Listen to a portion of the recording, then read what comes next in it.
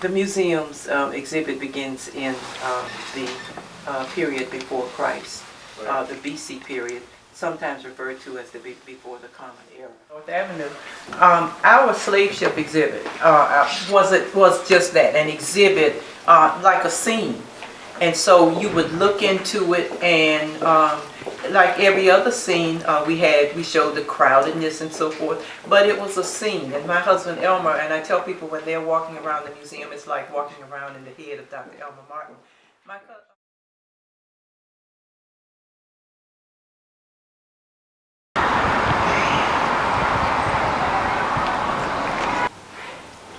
Ladies and gentlemen, welcome to Sessions Cafe, brought to you by Intrigue Magazine. I'm your host, Keri Singleton, and I'm here in Baltimore, Maryland at the National Great Blacks and Whites Museum with one of my favorite people in the world, Dr. Joanne Martin. Welcome to the show. How are you? I'm fine, thank you.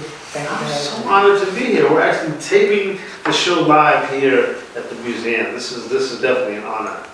Oh, it's an honor for me as well. So happy you're here. I've visited so many times. I love your museum. You know that. Whenever I'm in Baltimore, this is one of my go-to spots. And today we get to talk about the museum and all of the accomplishments that it has done for the community, and why so many people need to come to this museum. Right? So first of all, I want to ask you, how did the National Great Blacks and Whites Museum come to fruition? Well, it was the dream of my late husband, Dr. Elmer Martin, and my dream. He brought me into to this dream, the notion of telling our history, using wax figures as a way of telling that history. For me, finding out that there was no Black History Wax Museum anywhere in the nation, right? And at that time, if there was none in the nation, that meant there was none in the world. And for me, the wax figures put a face on history, a history that's been faceless. So it brings a power to the history. It allows you to get up close and personal with the history, and be motivated, I feel, to learn it. Yeah, I mean, I remember my first time coming here years ago, and I was just like blown away with the realism, because I think that has a lot to do with the experience that comes to the museum. It's not just learning, it's seeing. And I myself, you know, there's so much stuff that I learned about my own history here at this museum that I had no idea about, including the zoos that the African American children were put in. It's just an awesome museum. Was the museum always at the location here on North Avenue? We started out actually as a traveling exhibit. Wow. My husband Elmer and I purchased 4 wax figures that we would take around Baltimore, D.C., set up as exhibits, put them into the hatchback of my Pontiac J2000, and take them home with us to our 2-bedroom apartment. So if you looked into the guest bedroom, you would have found Mary McLeod Bethune's head on the dresser. Just hanging out. Hanging out in that guest bedroom. And then we moved to a storefront in downtown Baltimore, 307 West Saratoga Street. And in a small storefront. We started out with 4 wax figures that were part of the traveling exhibit. When we opened up on Saratoga Street, we had about 22. And then in 1988, with the support of Senator Clarence Blount of the state, and who went to Mayor Schaefer of the city, and he got some funding for us, and a surplus firehouse where most of our exhibits are. And we opened in 1988. Wow, what a legacy. I'm going to ask you this. Which wax figures were among the first that you had in your collection? We had Mary McLeod Bethune, Frederick Douglass, John Brown, and Nat Turner. Okay. Wow. What a way to start. And shortly after that, in the guest bedroom, Harriet Tubman and Booker T. Washington. Wow. I've always wanted to know who are were the artists that created the fake news? Well, it's a very specialized art. We work with a team of sculptors. Okay. And it starts out as any traditional sculpture would in a park. You create something in clay, and for us, you make a mold and then pour the wax in, take the wax away, and you have the image of the person. So the team of sculptors, I never wanted to work with one eye. Right. And Exactly. So having a team so that, and beginning to, my husband Elmer was, because he's the artist, he was the one who worked with the sculptors. Okay. When he died in 2001, it became my job. Okay. But up to that time, but I learned so much in seeing him work and seeing how he interacted with the sculptor. And but he worked from photographs, and the pictures would the image would be very like the photos, right. And so that's what you're looking for. And then at some part of the process, you're looking at hair texture, right, and eye color, right. and all of those things. So again, very involved. You have to get the skin tone right. Right, exactly. We are people of many shades. Exactly. Right. And so all of that, when we started out, when people give you pictures from a magazine or whatever, they were in black and white, right. So that didn't tell you anything about the color. The tone, yeah. And even if you got a picture in color, the people wanted the magazine back, right. or they didn't want to give you the picture at all, right. So wow. Elmer sent a photographer out into the streets of Baltimore and said, just take pictures of black people. Wow. Wow. And then he would put the pictures and said, this is our Marcus Garvey, or or this will be our Harriet Tubman, or whatever. Oh wow. Okay. Gotcha. Wow. That's fascinating. Yeah. Have you had any? Well, I know you have. Some of your famous guests, celebrities or politicians, because we're here in Baltimore, just down the road from Washington D.C., in the great state of Maryland. Famous guests of the museum that you can remember. I know there's been a plethora. And not that many recently, but I met Rosa Parks. Oh my God. And sometimes I marvel at that I actually met Rosa Parks in our museum. Wow. Looking at her figure. You gotta elaborate. Like, what was that? Yeah. Did you know that she was coming? She was doing a tour of the nation of her 75th birthday. Okay. And she was in Baltimore. And our public relations person called and invited her to the museum, and she accepted. Were you floored? Oh my goodness. Oh. And I look at the pictures now, and she's actually staring up at her figure. Oh my God. And she said, I like my figure, but. Oh. The but was that we had just opened the night before. And she said, I've worn glasses most of my life.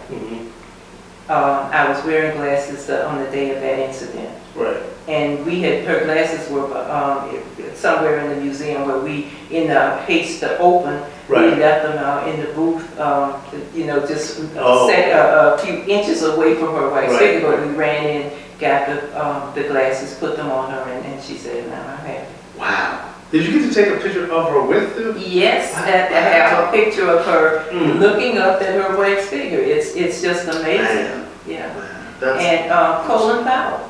Oh, wow. I met Colin Powell, and Colin Powell gave us. He was a member of he was the head of the Joint Chiefs of Staff, and he had a sign above his door. He presented that to the museum. I met him and his wife when they came to this very building where we are now. Right now, And his figure was unveiled. Oh man. And just so many, and people from, I remember Tootie from Kim Fields. Kim Fields, yes. Wow. Yes, and she was doing a book signing recently, I'm told, and one of my staff members, it was in New York or someplace, and she introduced her, said, I met you at the Great Blacks and Wax Museum. She remembered. She remembered. Wow. Yeah, so just people like that. Interesting. Yeah.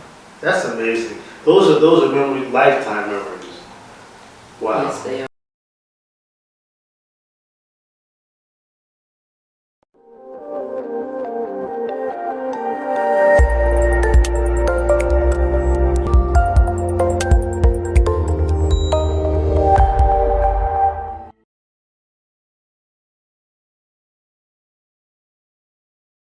Turn the sounds off for purposes of your being able to do it, but ordinarily you would hear the sounds, the moaning and the groaning and all of that.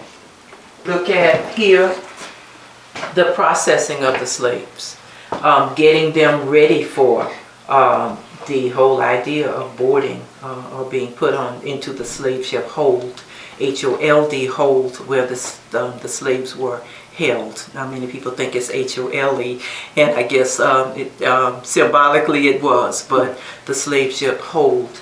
And so branding as a part of that. So you see the woman being branded, always these restraints, the chains, so the shackling of these people, the kinds of punishment that they would have to go through, almost like a guillotine.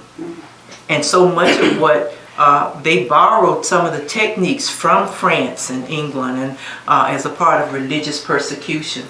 So you see almost this parallel between what would have gone on in countries like that, where people were punished for their religious beliefs, and here punished to be able to get them to understand that they were commodities, that they were not people. Would you say that most of your visitors are locally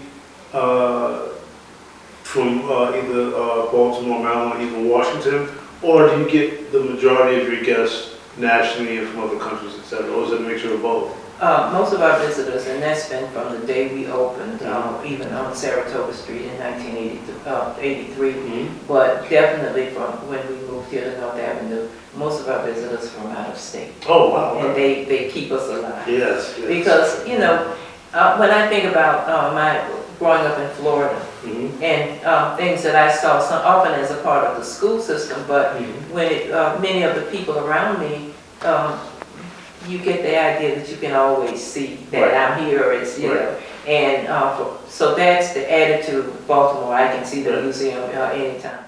The museum's exhibit begins in the period before Christ, the BC period, sometimes referred to as the before the Common Era. And so we're looking at the history that goes back to Egypt and Ethiopia as some of our earlier civilizations. We talk about Akhenaten, the Egyptian pharaoh, who called for the practice of monotheism, or the belief in one God, and therefore laid the foundation for the religions, the principal religions that we practice today: Christianity, Islam, and Judaism, all of them based on the practice and the belief in one God. What are some of the reactions that you have received from visitors over the years? I mean, there have been many, but what are some of the reactions that stand out the most in terms of reactions from guests that you really remember? I remember, and sometimes it comes from other people. I remember someone who brought a Girl Scout group here, and she said that on her way back, the kids were talking about the fact that there were children in the slave ship as captives, and or a young African. He said he wrote me a letter.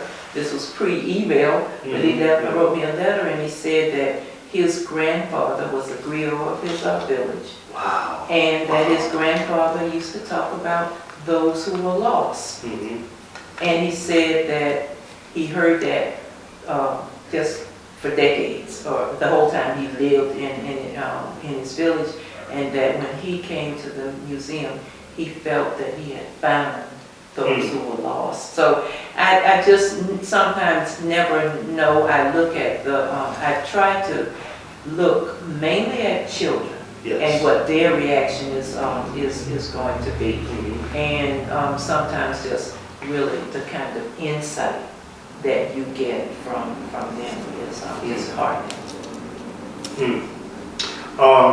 Would you say that most of your visitors are locally from either Baltimore, Maryland, or even Washington, or do you get the majority of your guests nationally and from other countries, etc., or is it a mixture of both? Most of our visitors, and that's been from the day we opened, even on Saratoga Street in 1983, but definitely from when we moved here to North Avenue, most of our visitors from out of state. Oh, wow. And they keep us alive. Yes. Because, you know, when I think about my growing up in Florida, and things that I saw often as a part of the school system, but when many of the people around me, you get the idea that you can always see that I'm here. It's know, and so that's the attitude of Baltimore. I can see the museum anytime. But they'll tell you, I get the 5th grade stories. I came to the museum when I was in 5th grade, and you know, but continually, generation after generation of someone from New York or Philadelphia or someplace close, and during spring break, then you have groups more coming from the South or Wisconsin or whatever. So at different times during the year. Okay. Yeah, I mean, you know, people from New York City that were born and raised there, they don't go to the Statue of Liberty. They don't go to the Empire State Building. See, I was born in Boston, so I did the Statue of Liberty, the Empire State Building, the whole day. You know, it's the same with every city. People kind of take for granted the things that live in their own backyard. That's it. Of course, I've heard the saying, "We shall overcome," but because I'm a '70s baby, I relate better to moving on up. So finally, with all the trials and tribulations that we've experienced as people of color, black people in this country, not that it's been, you know, necessarily a rosy road since then, but finally, you know, of all the accomplishments that we could have dreamed about, I don't think any of us could ever fathom the fact that we would have a black man in the White House. And a black man who brought such dignity to the White House. And a black man who showed what happens when a black man and a black woman form a unit and work together when they raise children that they can be proud of. Exactly. And who left the White House with his dignity intact. So that's what he brings for me to this museum, to be able to look at him and see dignity and family and love. And who might that be? And that might be, I have no idea. I think you know. Well, I feel that it is Joanne and Elmer Martin, and it's certainly Barack and Michelle Obama and the girls. Perhaps even the puppy. How do you describe the museum to people who have never visited before? Well, the idea that we are a wax museum, that we tell a comprehensive history, so that we're not like a museum that may be a civil rights museum, or an Underground Railroad museum. That the history is comprehensive. Correct. That our history does. We do not begin the history in slavery. That's right. That's right. And what they are going to hear about will be the slave ship exhibit and the lynching exhibit. That we give people, especially teachers and parents and mentors, the opportunity to decide what the children are going to see. Yes, ma'am. And that we are not attempting to play down the history, whitewash the history, make it seem as if it was something that it was not. Right, exactly. You got to tell the story the way it happened. Exactly. You know, or people will never learn. What would you say, in your own opinion, Dr. Martin, before we transition into our tour? Because you can take us on a tour of the museum. Of all of the exhibits in the museum, if you could name one particular exhibit that most people are unaware of before they come to the museum, what would that be?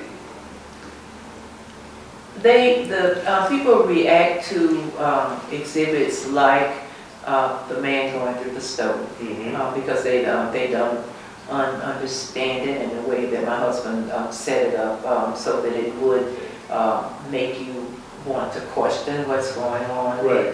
Develop an assumption about it, and, Right. and then have that changed. The exhibit that they're going to talk about, and you ask them 10 years later, they're going to talk about the slave ship exhibit and, Yes, ma'am. and how powerful that was.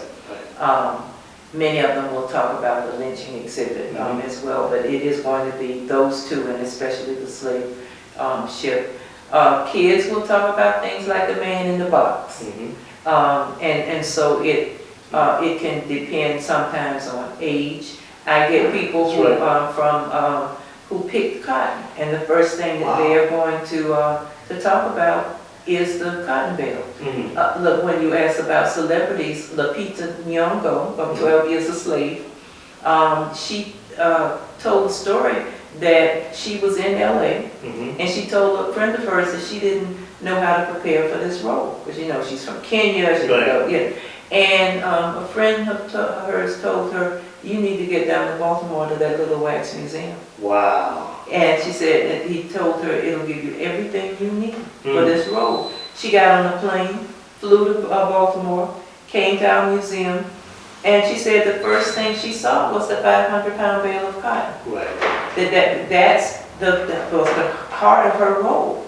She was, as a slave, rewarded for the amount of cotton, and it was 500 pounds of cotton that she had to pick. Wow. And so she said that when she came in, she said, so this is what 500 pounds of cotton looks like through our museum. And then she proceeded in the article to take people through our museum.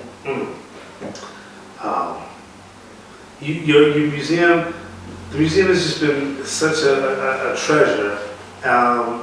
What's next for the museum? Well, we're in the midst of an expansion, very exciting expansion. Congratulations. Thank you very much. Yes.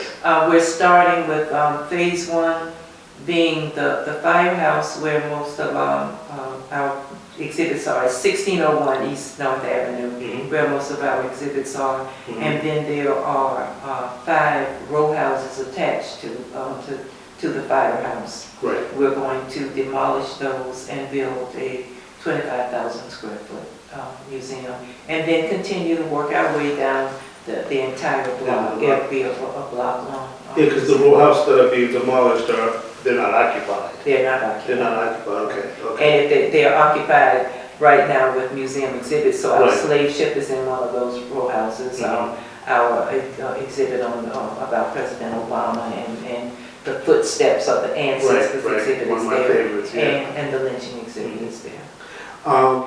The lynching exhibit, as we state in our advisory to parents, guardians, teachers, and adult chaperones, that the lynching exhibit contains very sensitive and potentially disturbing scenes. We strongly advise that children younger than 12 not view the exhibit.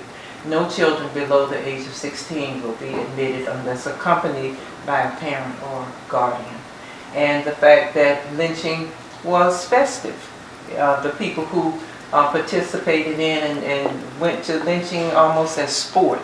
And so they would talk about having gone to a picnic. They would talk about having gone to a barbecue. So that's also some of the information that we'd like for people to have about lynching. We transition to this tour. I'm really excited that we're going to go on. A couple of words about your husband and his legacy and his passion for educating everybody about the struggle. And it was a passion. It was a knowledge, a creativity. When I look at things like Booker T. Washington stepping out of his book, Up From Slavery, and the sheer genius of my husband. He had an artist's eye, a scholar eye, a historian eye, a teacher eye, but more than anything else, a respect for people. Amen. And all of that for me comes through in what you see in the museum. He has definitely left an unparalleled legacy that thankfully you're continuing. We appreciate you. Let everybody know how they can contact the museum, donate to the museum, visit the museum. We have a website. We have a social media presence, so they can go onto the social media. They can call the museum and schedule a tour. Come for a visit. If people who are away with the whole digital opportunity, they can volunteer. And more than anything else, just come and visit. Thank you so much for being a guest on Sessions Cafe. Thank you for inviting us to the National Great Blacks and Whites Museum here in Baltimore, Maryland. These are on the table for a reason, and so we're going to see what these things are, and then we're going to go on a tour courtesy of Dr. Joanne Martin. Thank you again so much for being on the tour. Thank you for being you, and thank you for being your friend. Thank you. Thank you. My pleasure. See you next time on Sessions Cafe. You never know what a person experiences until you experience it with your own hands. And in my case, literally, I'm wearing authentic slave shackles that my ancestors wore in the South. They're huge, they're heavy, and they were what the slaves wore while they were working. Dr. Martin, you want to explain what I'm wearing around my neck and my wrists? These are, as you said, authentic slave chains. They were forged in the 1700s, and they were worn by our ancestors. Like you, I tell some of the people who see these that I can't view these as museum artifacts, because they could very well have held my great, whatever. So I see them and therefore identify very personally with those. The fascinating story about how we received them, how we were able to obtain them. My husband Elmer found out that there was an auction of slave artifacts taking place in New York. We were operating on a shoestring.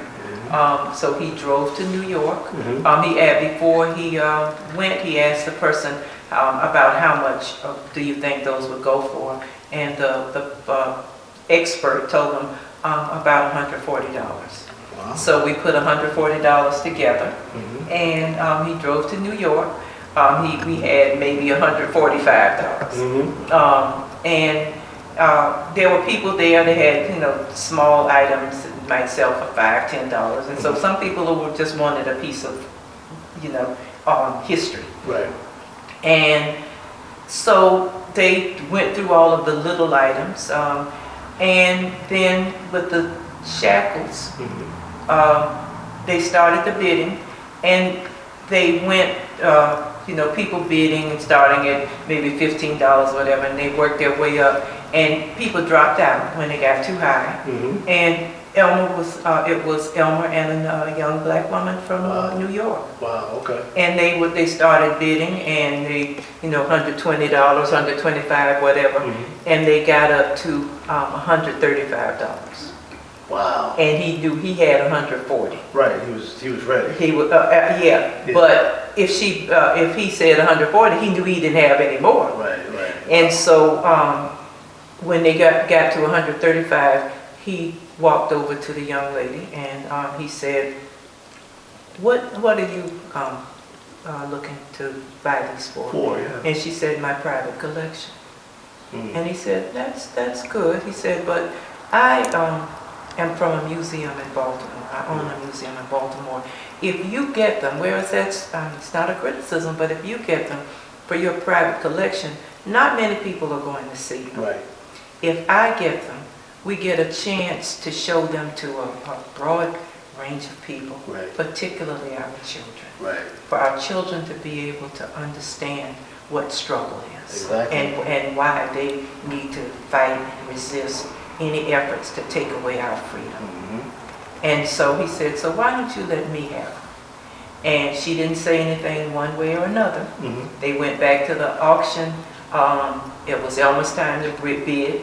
He said 140. And the auctioneer looked at her like, are you going to say 145? He looked at her, and she looked at him, and she did this, and walked away. Wow. Well, thank you and your late husband for allowing me to experience a very intricate piece of my history that I would have not been able to experience otherwise if it hadn't been for the both of you. So I appreciate that. Thank you so much. You're quite welcome. And for me, it goes very well with our exhibit, Cash Cart, done by a young artist from North Carolina named Stephen Hayes. And these were cast in cement. He is one of the persons cast, and these are family and friends that he cast in the cement. And therefore, he said he talked to, he approached this as an artist would at first, but he asked people how did they feel, and they said, some of them said they felt stuck, contained, powerless. And he said that that's what some of them started to think, that's what our ancestors would have felt, trapped on the slave ship, stuck, powerless. Not only did they wear them when they were working, they wore these on their very first voyage from West Africa. Wow. Exactly. And so there are 15 of these figures that represent the 15 million Africans taken out of Africa and put on slave ships. All right, you guys, I'm going to get out of these shackles because thankfully times have changed and I can. And we're going to take a trip back into time at the museum.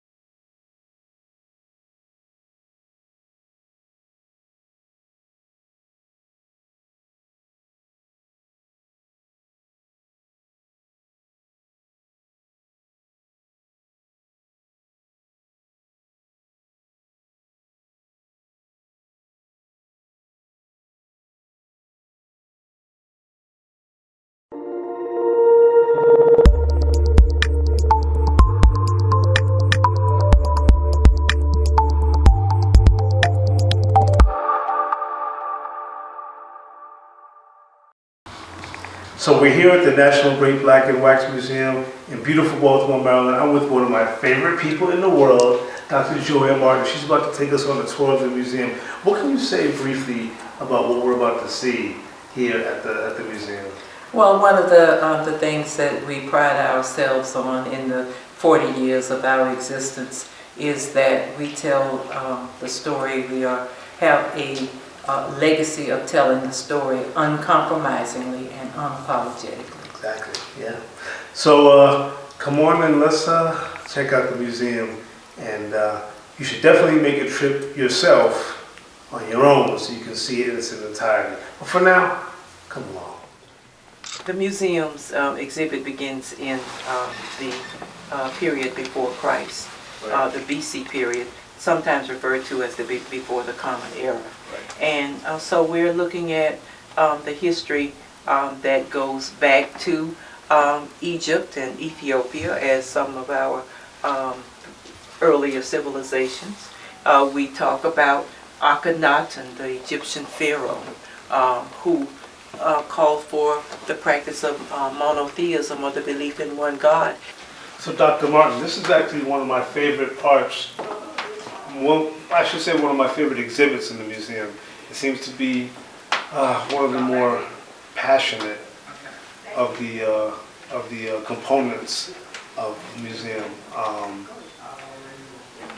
I guess I want to ask, like, what inspired you and your husband to decide to include this particular portion of our history in the museum? I think And a very important part of what led to just this exhibit. In the museum, when we started out on North Avenue, our slave ship exhibit was just that, an exhibit like a scene. And so you would look into it, and like every other scene we showed the crowdedness and so forth, but it was a scene. And my husband Elmer, and I tell people when they're walking around the museum, it's like walking around in the head of Dr. Elmer. About the full hand, the 200, the 500 pounds, expected to pick 500 pounds of cotton. We had the women's 12 to 30-year-old males as full hands, the 12 to 30-year-old females as half hands. We have Askia the Great here, and Belial, who would have been early AD period, and Belial, who refused to deny Allah. And they piled rocks on him and everything, but his belief was so strong that he refused to deny Allah. So Dr. Martin, I've seen this exhibit several times as I've visited the museum, and I never can understand why this guy looks like he's trying to listen to this guy's ankles or something. Like, what is he listening to here? Well, this is a scene, it shows a depiction of the Underground Railroad, because with the Underground Railroad, a bed might not be a bed, a dresser, or a stove. It might be a way of serving as an escape tunnel. And this is what is happening here. We have this man, but we have this scene that's compartmentalized, and it's pure Elmer Martin in the thinking about this scene, and what I consider to be the genius of Elmer Martin. But he wanted you to walk up to this scene and ask what's going on, or conclude what you think is going on. He wanted you to conclude that by making this a white person. Initially, this person putting the man in the stove, the person in the stove, and then the other part of the scene that we'll see later. But Elmo, everybody was a black person. He said that if he changed this to a white person, he would change the narrative, the discourse, the discussion. But he wanted this to not just be your coming up to this scene, but he wanted this white person to have a name. This black person in the stove has no name. It's fairly universal. But this person has a name. His name was Thomas Garrett, and he was an abolitionist from Delaware. He worked very closely with Harriet Tubman. And so you're looking at this, but you're still thinking something evil must be happening here because this is a white person. Elmer wanted that conversation to be flipped. But he wanted you to think whatever you thought, but to come down here and put it all together. You see Harriet Tubman. You see the man on the other side of the stove. You see Harriet Tubman, the person who freed hundreds of slaves. You see her ready to get this man out, and you maybe put it together that this is a faux stove, actually a tunnel, where Harriet Tubman would then take him to freedom. And all of that, bit by bit, and therefore Elmer felt that once you understood what was going on, it was more powerful.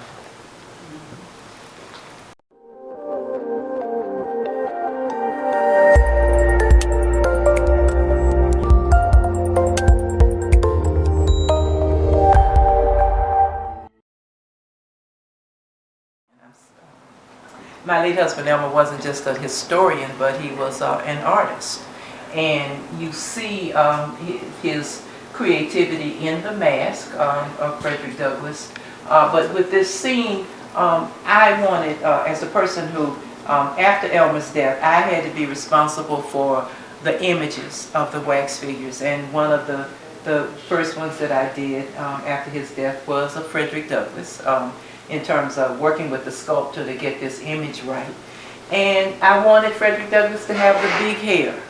There was a certain power in that image of the big hair. I wanted him to have the fiery eyes that said agitate, agitate, agitate, because he was known for that.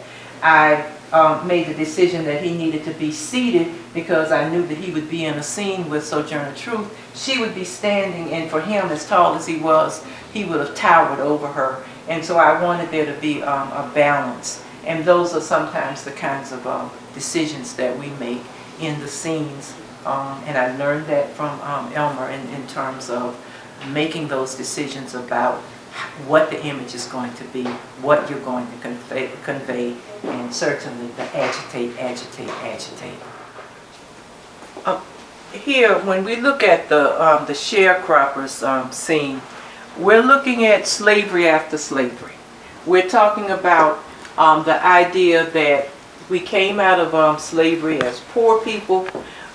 We had to find a way to keep ourselves whole, to be able to feed our families and feed ourselves.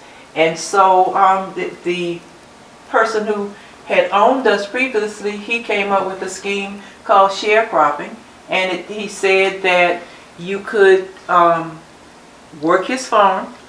He would provide you with a little shack to live in. You had the extended family, very, very important. So the relatives helping to work together as a unit. We understood unity and how we needed to come together as a unit. Even though we're talking about slavery after slavery and the ways in which the effort was to keep us as slaves, there was an effort to take control of our lives. And we saw various means of doing that. Education, as you see in the scene with Booker T. Washington, who, along with his students, built, he founded Tuskegee Institute in Alabama. It's now Tuskegee University. And we have him stepping out of this book that he wrote, Up from Slavery. We have the person that he recruited to work as a part of the school, George Washington Carver. Kids want to call him the Peanut Man, but he was a genius, creating all of these agricultural products. The Department of Agriculture sent him to the South to help save the Southern farmer, because the Southern farmer was going bankrupt. And George Washington Carver, they planted, the Southern farmer had planted tobacco and cotton. And both of those things were horrible when it came to the soil. George Washington Carver went down and he taught them things like crop rotation. So you plant something this year like cotton. And next year you plant something that's going to put nutrients into the soil. And so you rotate the crops. And those kinds of things that would put nutrients in the soil were cotton, the candied yam, the yam, and soybeans. And so you plant them, and maybe 2 years running, you plant one of them. And plant soybeans 1 year, and then maybe cotton. And plant peanuts 1 year, and then maybe tobacco, depending on what your crop was. But taking the time to replenish the soil. That's what crop rotation was intended to do. But then they planted these peanuts, and the Southern farmer was now mad with George Washington Carver because they successfully planted these peanuts. Some of them didn't even know what a peanut was and what it was for. And there they were with barns filled to the rafters with peanuts. So George Washington Carver taught them how to take the peanut and build and make over 300 products from them. He soap and shoe polish and peanut oil and all of those things. He did the same thing with the yam and with the soybean. And his importance to history today is that he worked with Henry Ford to create a soy-based fuel for the Model A car. He worked with Mr. Diesel to do the same thing, a soy-based fuel for the Model T. For the diesel engine. So very relevant today. Even in NASA today, they're looking at how they can grow soybeans in space. George Washington Carver. In that whole effort to fight against slavery after slavery, so education is a part of that. Using our genius as scientists and inventors as a part of that. Becoming a part of the labor movement and looking at the effort to use the skills that we brought to the workplace, but a way of fighting to organize and get the benefits of labor unions and so forth. Even though the prejudice of that time meant that it was a real fight, we fought to join unions and to be a part of the labor movement. So all of the ways that we fought this slavery after slavery, becoming military leaders, joining the Army and the Navy and the Marines and so forth, to fight for the right to serve this nation and to get the benefits of our service.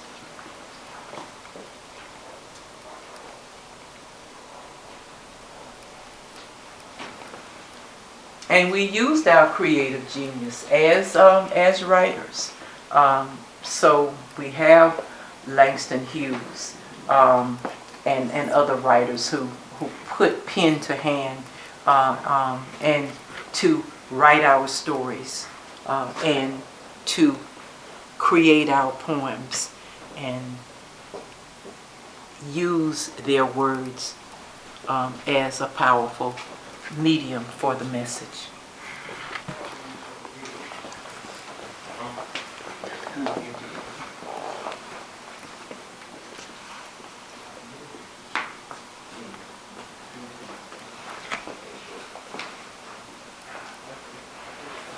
One story that I like and that people don't know is this one about Haile Selassie. And I mentioned him as tracing his bloodline back to Makeda and the King Solomon, but the connection between Haile Selassie and Bob Marley. And I had mentioned Haile Selassie tracing his bloodline back to Makeda, King Solomon, and with their son Menelik, and that and so the connection with Haile Selassie and New Yorkers will definitely, I get New Yorkers who talk about this connection, but Haile Selassie, his name, his royal name was Ras, meaning prince, Tafari, Rastafari, Rastafarian. And so the connection that we're making with Bob Marley here, the mask that my husband Elmer did of Bob Marley, is that they saw Haile Selassie as their spiritual leader, and they took the name, his name, Rastafari, and they are Rastafari and Rastafarians. That's the connection. One of the things that the signs on the wall, the no dogs, or the people being attacked by police dogs, being sprayed with the water hoses, the sit down lunch counter scenes and so forth, getting those. So figures kind of get in the way and people don't pay, but that's a very important part of why the civil rights era and civil rights movement was needed, the bombings and so forth.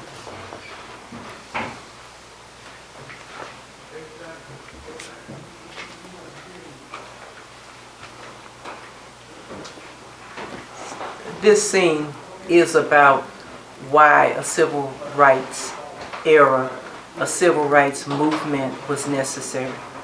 It's about people being called upon to sit down and sit in and sit still in the midst of bombings, in the midst of having water hoses coming out with spray so forceful that it was able to strip bark from trees, and therefore children even having to stand up against the force of those water hoses as they sought to fight, mainly in the South, but also in cities in the North, against the prejudice and the brutality and the discrimination that they had to face.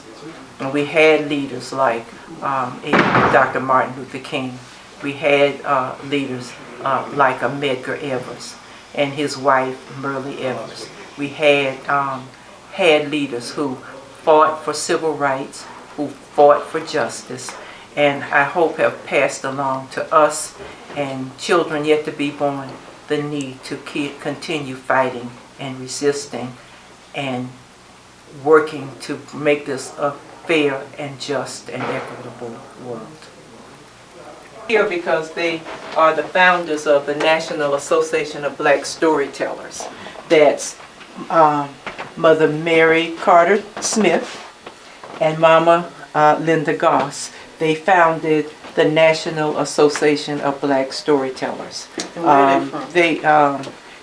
They are both from here in Baltimore. Mm-hmm. And they said that they would go to storytelling festivals and find that there was no African American presence, no black storytelling presence, that what makes our storytelling unique was not being reflected in that. And so they decided to bring black storytellers together under the umbrella of the National Association of Black Storytellers.